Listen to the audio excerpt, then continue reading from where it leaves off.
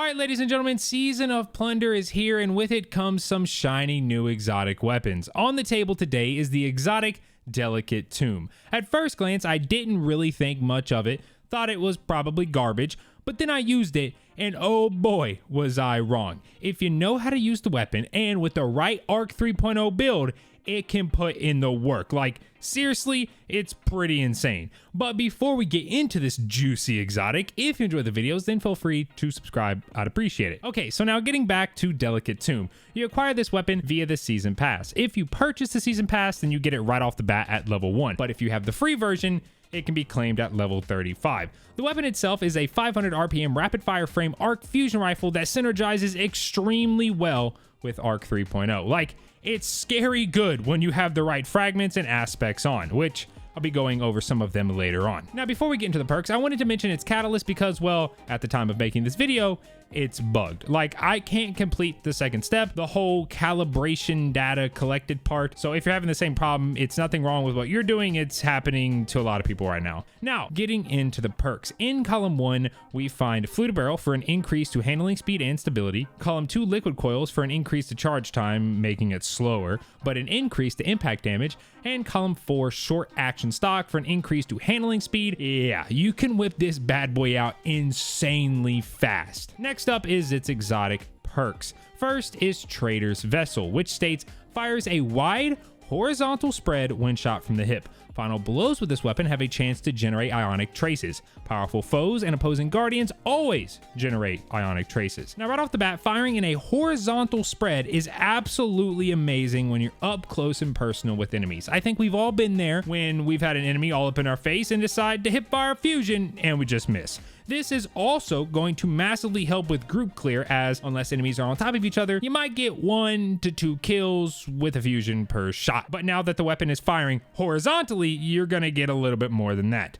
Next is the Ionic Traces, which we'll talk about after we talk about this weapon's other exotic perk, Tempest Cascade. This perk states collecting an Ionic Trace overcharges this weapon's next shot, jolting targets on hit.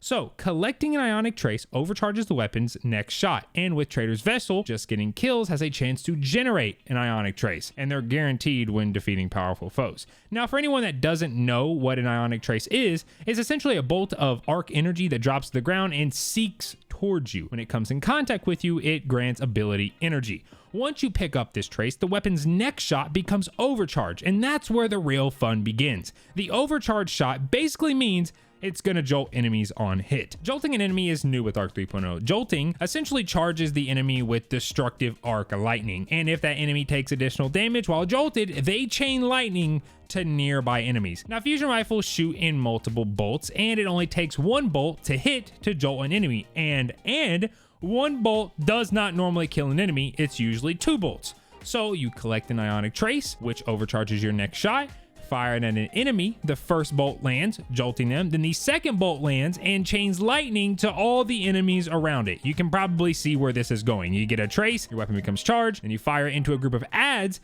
and all of them die. It's like a reservoir burst, but on a whole nother level because it'll chain multiple feet out to kill everything around it. And this chain of lightning is no joke. Like, any low tier adds just get absolutely fried by it. This also works extremely well with majors and higher health enemies because you can just keep jolting them and clearing all the enemies around them. And that's normally how Destiny works. There's normally a lot of adds and then 1 higher health add. That's kind of like the major or the ultra. Now, I mentioned I would talk about some Arc 3.0 builds, and while these aren't super OP class specific, they are centered around having as many Ionic Traces / jolting enemies as possible. Now, there are only a few fragments that directly affect Ionic Traces, first being Spark of Discharge, which states arc weapon final blows have a chance to create an Ionic Trace. This, on top of Delicate Tomb already having a chance to create Ionic Traces on final blows, makes it to where every 2 to 3 kills is going to spawn a trace. So if you're just running around hip firing into adds, you're gonna have traces for days. But there's a fragment that's even better, Spark